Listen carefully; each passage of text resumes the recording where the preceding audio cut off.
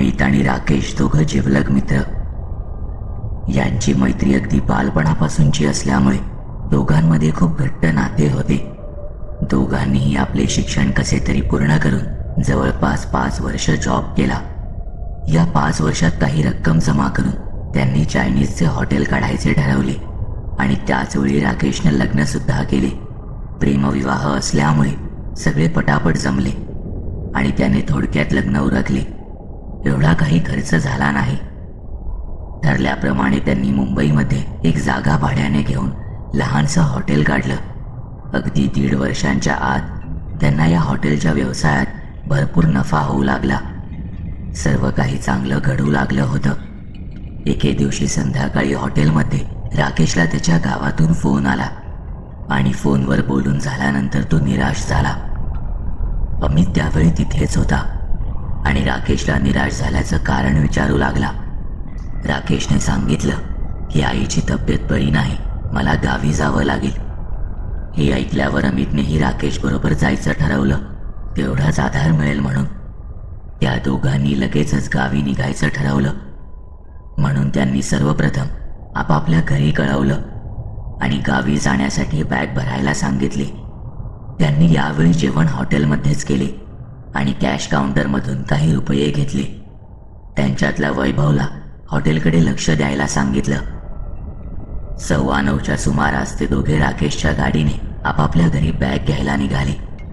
हॉटेलपासून अमितचं घर जवळ असल्यामुळे गाडी थेट अमितच्या घराकडे थांबवली. तो घरी गेला. त्याच्या आईने त्याची बॅग त्याला दिली. सोबत भूक लागेल म्हणून फळं दिली. नंतर गाडी राकेशने त्याच्या घरी थांबवली. त्याच्या घरी त्याची बायको प्रीतिका आणि त्यांचा मुलगा विराज हे दोघेच होते.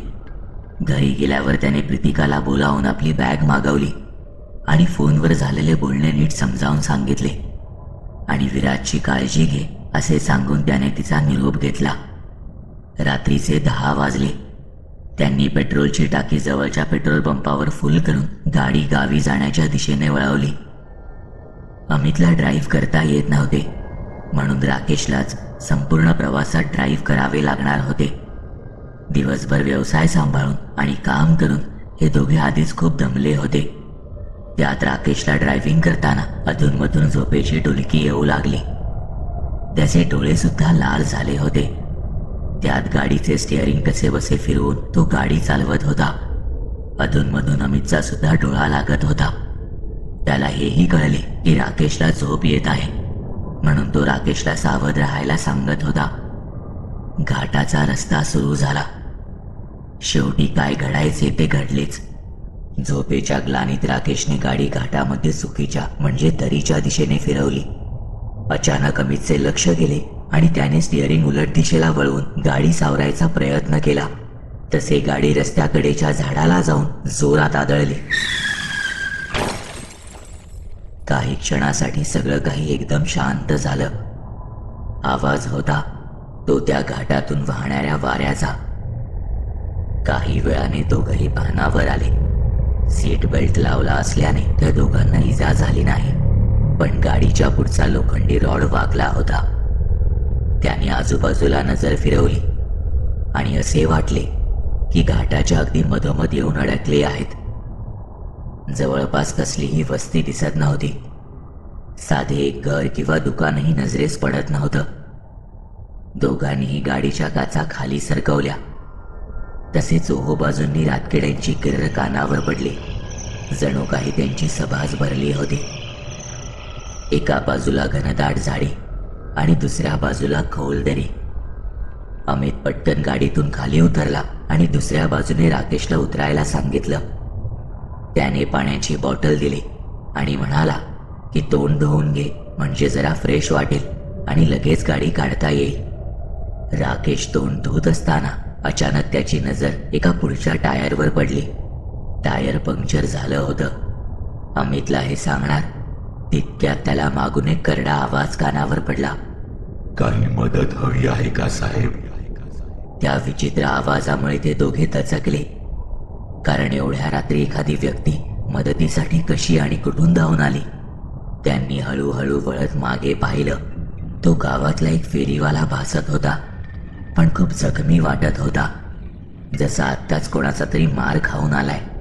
त्याचे कपडे फाटले होते, डोक्याला मार लागला होता, नाकातून रक्त वाहत होतं.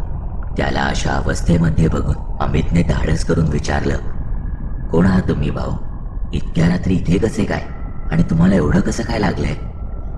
इथे राकेश गाडीचे चाक बदलण्यासाठी सीट खाली ठेवलेला पाना काढत होता. पाना काढत असताना त्याची नजर गाडीच्या मिररवर गेली.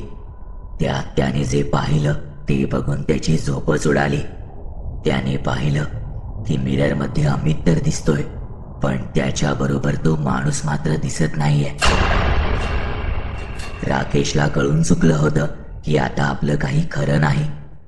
तो इतका घाबरला की काय करावं ते त्याला कळेनासं झालं. त्याच्या तोंडातून शब्दच फुटत नव्हता. अमितला सावध कसे करायचे हा एकच विचार त्याच्या डोक्यात घोळत होता. इथे मात्र अमित त्या फेरीवाल्याची चौकशी करत बसला होता. त्याने त्याचे नाव अक्षय असे सांगितले. तो त्याच्या मित्रांसोबत शिकारीसाठी आला होता, पण कोणीच मिळालं नाही, म्हणून तो एकटा मागे फिरला. परत येत असताना त्याला रस्त्याच्या कडेचा अंदाज आला नाही, म्हणून तो एका दगडावर आपटला आणि खूप जोरदार मार लागला. त्याचे कारण अमितला कितपत पटले ते माहीत नाही. तशाच करड्या आवाजात तो पुढे म्हणाला, मी तुमची मदत करायला तयार आहे साहेब, पण तुम्ही मला पुढेपर्यंत सोडा. अमितने त्याला होकार दिला आणि तो राकेशकडे गेला. राकेश गाडीत सुन्न होऊन बसला होता. त्याने एकदा हाक दिली, पण राकेश मात्र त्याच्याच धुंदीत होता. दुसऱ्यांदा हाक दिली, पण काहीच प्रतिसाद नाही. तिसऱ्यांदा तो ओरडूनच बोलला आणि राकेश भानावर आला, पण त्याची अवस्था खूप वाईट झाली होती. त्याला घाम फुटला होता. तो अक्षरशः धापा टाकत होता. राकेशला इतके घाबरलेले त्याने बहुतेक पहिल्यांदाच पाहिले होते, पण त्याला कारण कळत नव्हते. राकेशला खाली उतरायला सांगितलं. दोघांनी धक्का मारून गाडी हायवेच्या टोकाला आणली आणि अमितने राकेशला गाडीचे चाक बदलण्यासाठी सांगितले. गाडीचे नवीन चाक मागच्या बाजूला होते, पण राकेश तिथे जायला तयार नव्हता, कारण तो जो कोणी होता तो गाडीच्या मागच्या बाजूलाच उभा होता. त्याने अमितला चाक काढायची विनंती केली, तसे त्याने पटकन चाक काढून दिले. राकेश अगदी शांत होता, काहीच बोलत नव्हता. त्याचं असं अचानक बदललेलं विचित्र वागणं अमितला उमगत नव्हतं. अमितने वेळ बघण्यासाठी खिशातून मोबाईल बाहेर काढला. रात्रीचे 2:45 वाजत आले होते. मोबाईलची बॅटरी सुद्धा थोडीशी शिल्लक राहिली होती, कारण निघण्याच्या धावपळीत मोबाईल चार्ज करायला वेळच मिळाला नव्हता. म्हणून मग तो गाडीमध्ये मोबाईल चार्ज करण्यासाठी वळला. मोबाईल चार्जरला लावून तो बाहेर येणार तितक्यात त्याची नजर मिररमध्ये गेली आणि अंगावर सरकन काटा येऊन गेला. मागे उभा असलेला व्यक्ती मिररमध्ये दिसत नव्हता. आता त्याला राकेश गप्प असण्याचे खरे कारण कळले होते. काहीतरी करावे लागणार. राकेशही बोलत नाहीये. यातून बाहेर पडायला काहीतरी नक्कीच मार्ग काढावा लागणार. तितक्यात त्याची नजर मोबाईलवर गेली. त्याने पटकन मोबाईलमध्ये एक मेसेज टाईप केला आणि चार्जर लागत नाही असे सांगून राकेशला गाडीत बसायला सांगितलं. तो गाडीत बसल्यावर अमितने पटकन त्याला मोबाईलमधला मेसेज वाचायला दिला. त्याने मान डोलावून होकार दिला. त्या मेसेजमध्ये लिहिलं होतं की तू गाडीचं चाक बदलून आत जाऊन बस. गाडीला धक्का मारायला लागेल हे मी बोलेन, पण मी सांगेपर्यंत गाडी स्टार्ट करू नकोस. ठरल्याप्रमाणे राकेशने गाडीचं चाक बदललं आणि तो आत जाऊन बसला. अमितने ते जे काही होतं त्याला गाडीला मागून धक्का मारायची विनंती केली आणि स्वतः डाव्या बाजूने धक्का मारायला लागला. थोडा वेळ धक्का मारून झाल्यावर गाडी उतारावर लागली. तसे गाडीचा वेग वाढला. हीच ती वेळ होती. अमित जोरात ओरडला, राकेश गाडी चालू कर, आणि त्यासोबत दरवाजा उघडून गाडीत शिरला. अमित आत शिरल्याचे कळताच राकेशने गाडीचा वेग वाढवला. ते जे कोणी होतं ते आता मागेच राहिलं असेल असे त्या दोघांना वाटले, पण त्याची हद्द अजून संपली नव्हती. अचानक मागून विचित्र आवाज येऊ लागले. या सगळ्या प्रकारात त्यांना एकही गाडी येताना किंवा जाताना दिसली नाही. त्यांना कळून चुकले होते की आपण याच्या घेऱ्यात अडकलो आहोत. हा आपल्याला सहजासहजी जाऊ देणार नाही. मागून येणारा तो आवाज गाडीच्या हळूहळू जवळ येताना जाणवू लागला. त्यांनी एक चूक केली. मागे वळून पाहिले. तो त्याच्या खऱ्या रूपात आला होता. शरीर कोणीतरी चावून खाल्ल्यासारखं वाटत होतं. त्याचं मांस शरीराला चिटकून गळत होतं आणि उरलेल्या माणसांमध्ये हाडं दिसत होती. इतकंच नाही तर त्याचं डोकं फुटलं होतं. डोळे एकदम बाहेर आल्यासारखे आणि एकदम लालबुंद वाटत होते. एकूणच त्याचं ते भयान रूप पाहून एखाद्याला हृदयविकाराचा झटकाच येईल. तो अतिप्रचंड वेगात गाडीचा पाठलाग करत होता.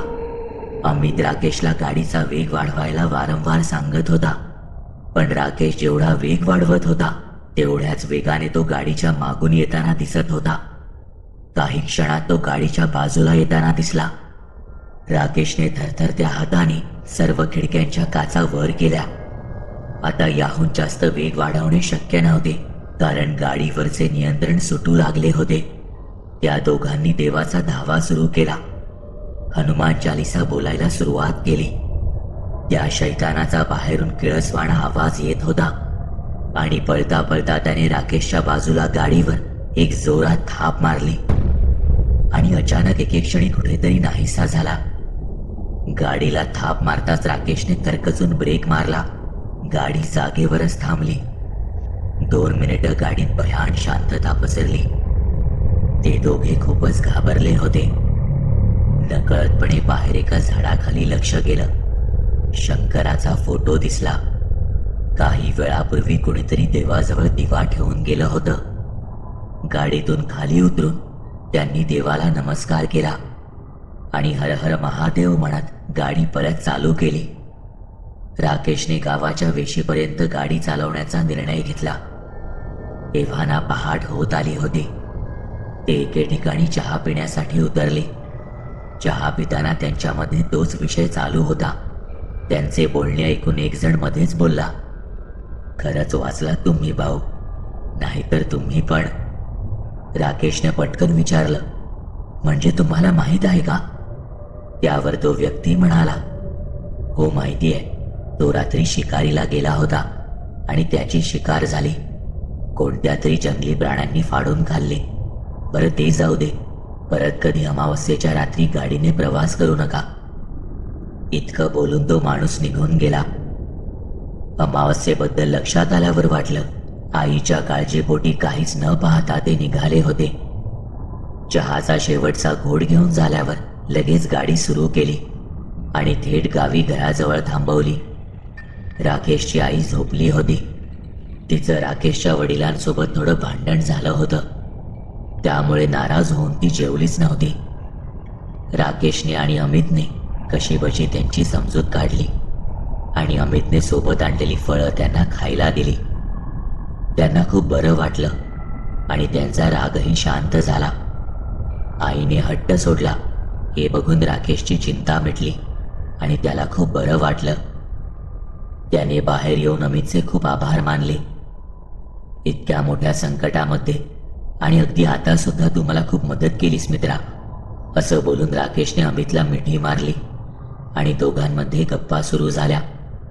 बोलता बोलता विषय त्या भयानक घाटाचा निघाला आणि हे सर्व राकेशच्या बाबांनी ऐकलं. राकेशच्या बाबांनी दोघांना बोलावून नक्की काय घडलं ते विचारायला सुरुवात केली. तेव्हा त्यांनी सर्व घडलेला प्रकार नीट सांगितला. त्यावर बाबांनी वर बघून देवाला हात जोडले आणि देवाचे आभार मानू लागले. काका, तुम्हाला माहित आहे का कोण होता तो? चहा पित असताना एक जण बोलत होता, तो शिकारी होता. तसे ते सांगू लागले. होय, तो शिकारीला गेला होता. तो आणि त्याचे 4 मित्र, खरं तर मित्र नाही, ते त्याचे 3 भाऊ होते. रात्री शिकारीसाठी जंगलात गेले होते. एका क्षुल्लक गोष्टीवरून त्यांच्यात वाद झाला आणि एक मोठं शिकार नजरेसमोरून पळून गेलं. त्याच्या चुकीमुळे त्या चौघांनी त्याला खूप मारलं आणि तो रागात शिवीगाळ करून जखमी अवस्थेमध्ये घरी यायला निघाला. तेव्हा त्याच्यावर जंगली प्राण्यांनी हल्ला केला आणि त्यातच तो मरण पावला. तेव्हापासून त्याचा आत्मा रात्री अपरात्री घाटात फिरत असतो.